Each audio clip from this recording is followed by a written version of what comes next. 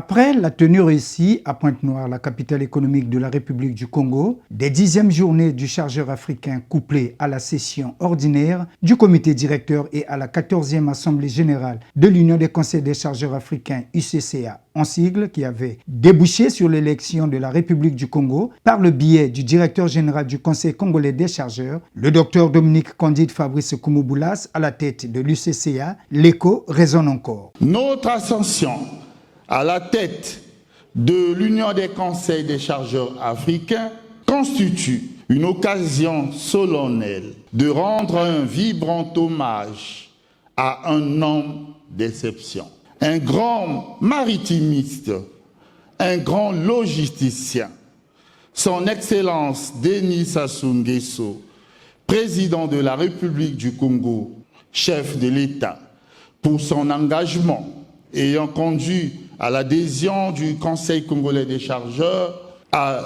l'UCCA. Un autre moment de ces 10e journées aurait été consacré à la présentation de l'ouvrage intitulé « Impact du secteur des transports et de la logistique sur le développement économique et social pour l'intégration régionale de la République du Congo » par le professeur Ibrahima Khalil Diallo. Je ne suis pas surpris, parce que quelqu'un qui a soif de savoir, très curieux, je ne suis pas surpris qu'il ait publié un livre qui va servir aux étudiants, aux chercheurs congolais et africains. Je suis très content pour le Congo. Après donc Pointe-Noire, le cap a été mis ce vendredi 8 août 2025 sur Brazzaville pour le même exercice. La dédicace ici au mythique mémorial Savorgnan-Pierre de Brazza de cet ouvrage d'une teneur scientifique exceptionnelle sur un domaine en pleine ascension, à savoir les transports et la logistique. Ouvrage de 265 pages préfacé par le professeur Yacine Elmi. De la logistique, qui est souvent oubliée, mais au centre des préoccupations du développement économique et social de nos États. Cet ouvrage vient ainsi complet un chaînon manquant dans l'univers des transports et de la logistique, incontournable et transversal aujourd'hui, soutenait le critique littéraire, séduit par la qualité de l'ouvrage dont la rigueur scientifique serait irréprochable. Le littéraire était séduit. La plume est alerte. Il s'agit donc d'un travail de recherche dont les qualités scientifiques n'échappent à personne. La problématique soulevée dans ce livre répond bien aux défis contemporains, d'où l'inspiration de l'auteur. Oui, j'ai écrit sur la logistique ce qui manque dans le monde du livre ici au Congo. J'interviens ici en ma triple qualité de directeur général du Conseil congolais des chargeurs, de président de l'Union des conseils des chargeurs africains, président de l'Association des logisticiens du Congo. Pourquoi je l'ai écrit? Oui, parce que nous avons eu l'avantage de voir ce qui se fait chez les autres. Lors de mes formations en master, j'ai vu ce qui s'est fait à Dakar, à Lille. Finalement, dans tous les autres pays, on s'aperçoit que la formation en logistique est valorisée. Pour le cas du Congo, il n'y a qu'à constater, depuis le moyen Congo jusqu'à maintenant, le pays a toujours une concavité orientée vers l'industrie extractive. Nous nous appuyons beaucoup plus sur le pétrole et le bois pour effectivement alimenter d'autres économies. Mais le constat aujourd'hui fait au niveau du monde, on s'aperçoit que le pétrole est aujourd'hui dans un marché turbulent, un marché instable, un marché où on n'a plus la maîtrise du cours du baril.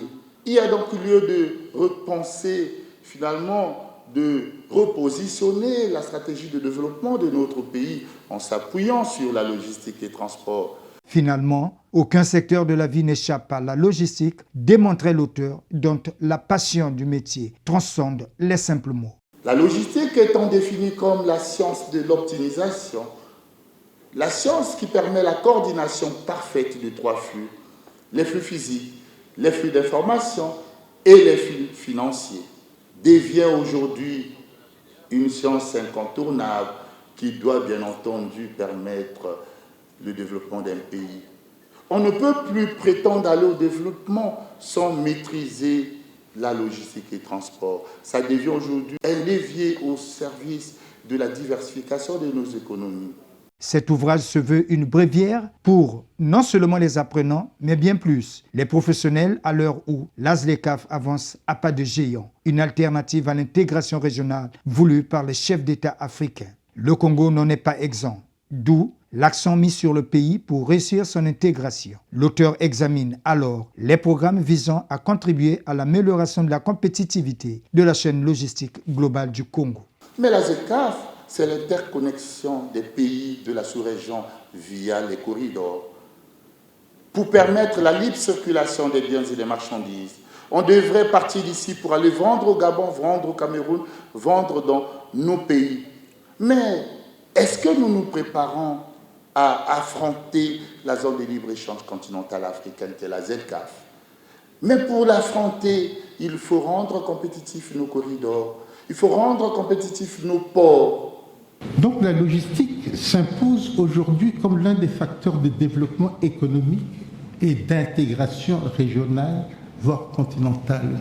Et l'auteur insiste là-dessus. Une bonne partie de son livre porte sur ça, sur tout ce qui touche au problème de logistique. La raison est simple, c'est que la logistique est devenue une composante clé de la compétitivité des entreprises, d'autant plus que celles-ci cherchent continuellement à optimiser l'organisation de leur production et la gestion de leurs stocks. Il faut former les hommes à ces métiers, véritable creuset de l'emploi. La formation est essentielle, ont reconnu d'autres orateurs à cette cérémonie. La question de la formation, la question même qui est au centre du développement du pays.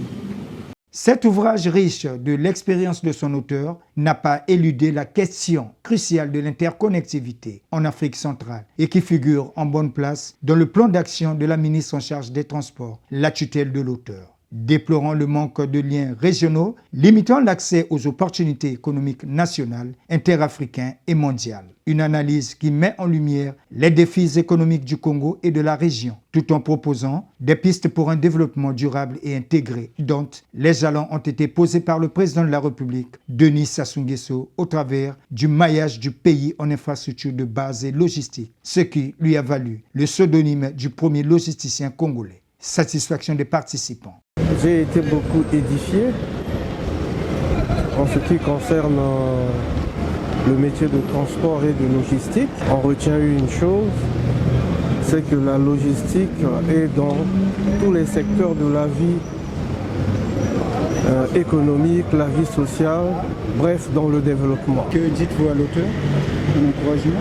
Bon, on l'encourage, on le félicite, qu'il continue comme ça. Enfin, en sa qualité aujourd'hui de président de l'Union des conseils des chargeurs africains, pour le compte non seulement de la République du Congo, mais bien plus de l'Afrique centrale, cet ouvrage intègre bien les défis qui attendent l'auteur au perchoir de cette prestigieuse organisation maritime forte de ses 19 États membres.